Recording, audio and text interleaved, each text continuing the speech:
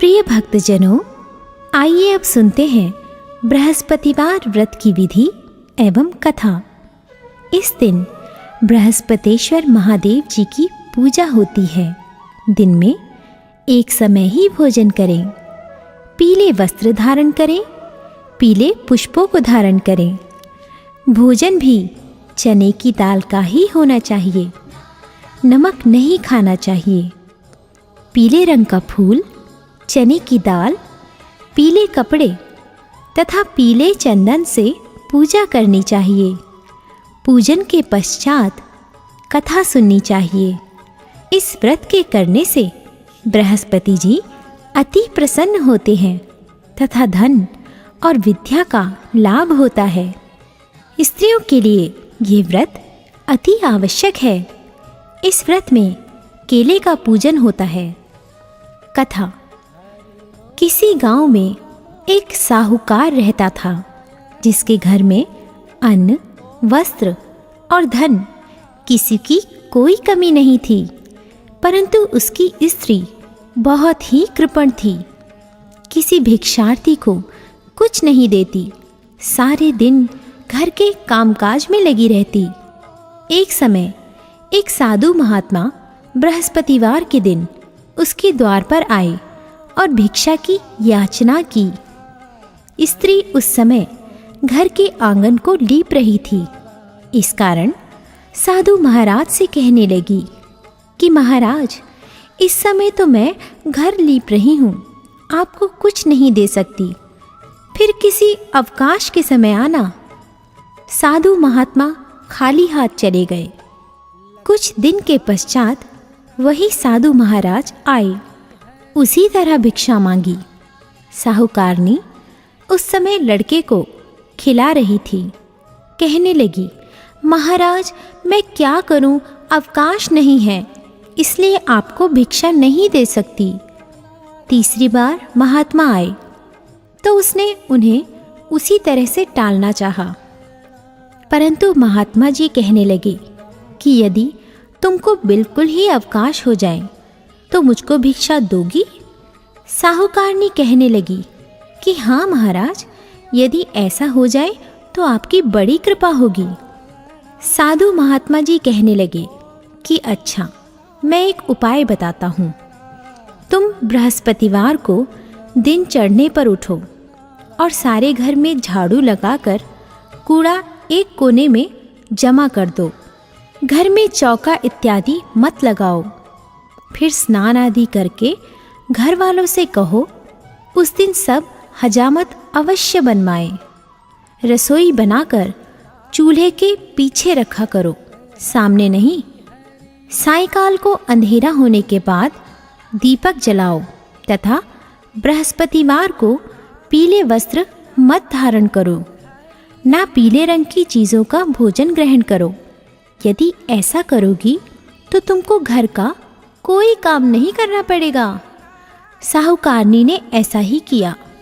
बृहस्पतिवार को दिन चढ़े उठी, झाड़ू लगाकर कूड़े को घर में ही जमा कर दिया।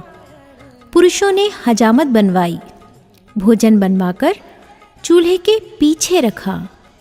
वह सब बृहस्पतिवारों को ऐसा ही करती रही। अब कुछ काल बाद उसके घर में खाने को दाना न रहा। थोड़े दिनों में महात्मा फिर आए और भिक्षा मांगी, परंतु सेठानी ने कहा, महाराज मेरे घर में खाने को अन्न नहीं है, आपको क्या दे सकती हूँ? तब महात्मा ने कहा कि जब तुम्हारे घर में सब कुछ था तब भी तुम कुछ नहीं देती थी, अब पूरा अवकाश है तब भी कुछ नहीं दे रही हो। तुम क्या चाहती हो वह कहो। तब सेठानी ने हाथ जोड़कर प्रार्थना की, महाराज अब कोई ऐसा उपाय बताओ कि मेरे पहले जैसा धन धान्य हो जाए। अब मैं प्रतिज्ञा करती हूँ कि आप जैसा कहेंगे वैसा ही करूँगी।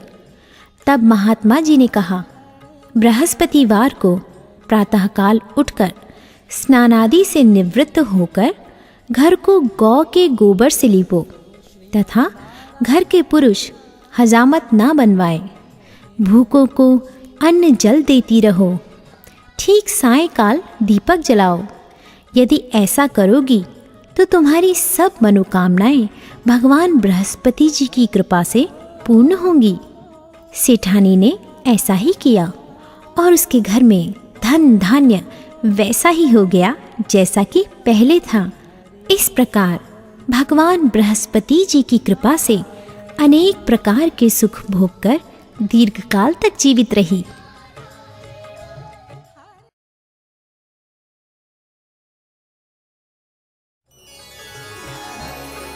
प्रिय भक्तजनों, आइए अब सुनते हैं बृहस्पतिवार की दूसरी कथा। एक दिन इंद्र बड़े अहंकार से अपने सिंहासन पर बैठे थे और बहुत से देवता, ऋषि, गंधर्व, किन्नर आदि सभी सभा में उपस्थित थे। जिस समय बृहस्पति जी वहाँ पर आए तो सबके सब उनके सम्मान के लिए खड़े हो गए, परंतु इंद्र गर्व के मारे खड़ा ना हुआ, यद्यपि वह सदैव उनका आदर किया करता था। बृहस्पति जी अपना अनादर समझते हुए वहाँ से उठकर चले गए। तब इंद्र को बड़ा शोक हुआ कि देखो, मैंने गुरुजी का अनादर कर दिया, मुझसे बड़ी भारी भूल हो गई। गुरुजी के आशीर्वाद से ही मुझको यह वैभव मिला है। उनके क्रोध से यह सब नष्ट हो जाएगा, इसलिए उनके पास जाकर उनसे क्षमा मांगनी चाहिए, जिससे उनका क्रोध शांत हो जाए और मेरा कल्याण हो। ऐसा विचार कर इंद्र उनके स्थान पर गए। जब बृहस्पति जी ने अपने योग बल से यह जान लिया कि इंद्र क्षमा मांगने के लिए आ रहा है, तब क्रोधवश उनसे भेंट करना उचित ना समझकर अंतर्ध्यान हो गए। जब इंद्र ने बृहस्पति जी को घर पर न देखा, तब निराश होकर लौट आए। जब दैत्यों के राजा वृषवर्मा को यह समाचार विदित हुआ, तो उसने अपने गुरु शुक्राचार्य की आज्ञा से इंद्रपुरी को चारों तरफ से घेर लिया। गुरु की कृपा न होने के कारण देवता हारने व मार खाने लगे। तब उन्होंने ब्रह्मा जी को विनयपूर्वक सब वृतांत सुनाया और कहा कि महाराज, दैत्यों से किसी प्रकार हमें बचाइए। तब ब्रह्मा जी कहने लगे कि तुमने बड़ा अपराध किया है, जो गुरुदेव को क्रोधित किया। अब तुम्हारा कल्याण इसी में हो सकता है। त्वष्टा ब्राह्मण का पुत्र विश्वरूपा बड़ा तपस्वी और ज्ञानी है, उसे अपना पुरोहित बनाओ तो तुम्हारा कल्याण हो सकता है। ये वचन सुनते ही इंद्र त्वष्टा के पास गए और बड़े विनीत भाव से त्वष्टा से कहने लगे कि आप हमारे पुरोहित बनिए, जिससे हमारा कल्याण हो।